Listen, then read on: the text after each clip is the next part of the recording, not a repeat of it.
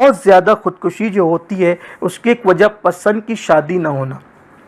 आमतौर पे फिल्में देखकर अफेयर हो जाता है, आजकल इसकी तरफ लोग चल पड़े। मैं इसका शदीद मुखालिफ हूँ। शायद लोग इस पर कुछ नाराज़ भी होते हैं कि ये जो है वो इसकी बहुत मुखालफत करते हैं। याद रखिए, ये चीज़ें पागल होने का सबब, घरों की तबाही का सबब, घरों की बर्बादी का सबब है। ये नाजायज़ मोहब्बत की इस्लाम में कोई हैसियत नहीं है। हाँ, शादी से पहले मोहब्बत इस्लाम करने की इजाज़त नहीं देता, शादी के बाद मोहब्बत की इजाज़त है। फिर जितना चाहे करो और जी भर के करो, पेट भर के करो, जो जो भर के कर सकते हो सब भर के करो, इसलिए कि मोहब्बत करने की अल्लाह ताला ने इजाज़त दी है। बल्कि मियाँ बीवी का रिश्ता है ही मोहब्बत के लिए। कभी कभी कुछ कड़वाहटें हो जाती हैं, वो फितरी तकाज़े, लेकिन वो कड़वाहटों में भी एक पीछे मोहब्बत छुपी रहती है। अगर कोई कड़वाहटों के पीछे मोहब्बत को नहीं जानता तो उसको एक बात याद रखना चाहिए, कोई भी मीठी चीज़ को जब आप चबाएंगे तो बहुत मीठी होने के बाद वो कड़वी लगने लगती है, और बहुत कड़वी चीज़ को जब आप चबाएंगे तो बहुत कड़वाहट के बाद वो मीठी ही रहती है। इससे पता चला हर कड़वाहटों में मिठास छुपी हुई है और हर मिठास में कड़वाहट छुपी हुई है। आप इसको तजुर्बा करके देख सकते हैं। बहुत ज़्यादा किसी चीज़ में आप शक्कर मिला दें, एंड उसका कड़वाहट पर होगा, और बहुत कड़वाहटों को आप एंड तक जाएं तो उसका जो है वो एंड जो है मिठास। नीम की पत्ती आप चबाएं, खूब जब चबा लेंगे तो चबाते चबाते एंड पर मीठी लगने लगेगी।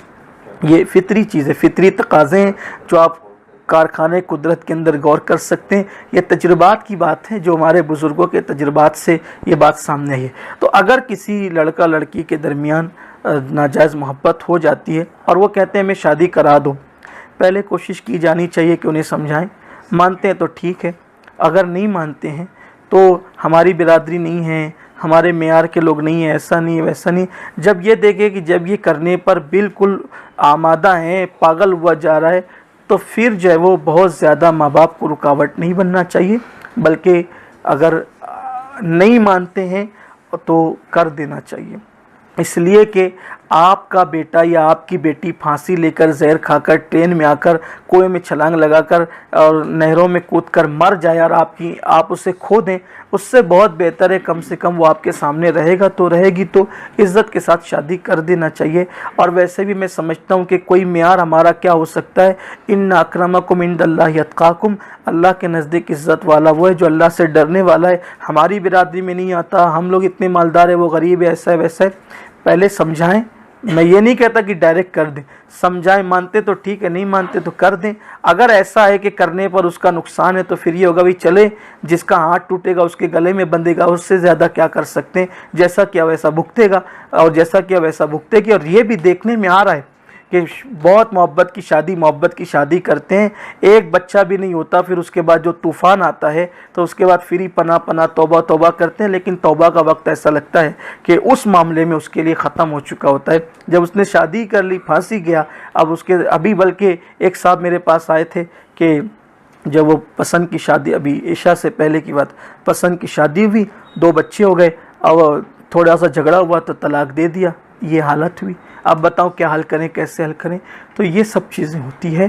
तो पहली बात तो यही है कि मैं तो यही कहता हूँ कि लव मैरिज नहीं करना चाहिए, अरेंज मैरिज करना चाहिए, वालिदैन के मशवरे से करना चाहिए, घर वालों के मशवरे से करना चाहिए। लेकिन कुछ लोग ऐसी नादानी कर रहे हैं कि अगर नहीं करेंगे वो मर जाएंगे, कुछ हो जाएगा। तो ऐसी सूरत में वालिदैन ज़िद पे ना आए, अड़े नहीं। ख़ास तौर पे जो बेटी के वालिदैन हैं, बेटी के वालिदैन ऐसे मौके पे बहुत ज़्यादा वो करते हैं।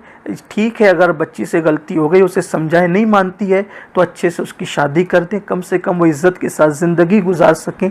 और उसके बाद फिर आखिर में कि कभी कभी ऐसा होता है कि घरेलू ज़िंदगी में टेंशन की वजह से, मसाइल की वजह से भी अक्सर लोग फांसी लेते हैं।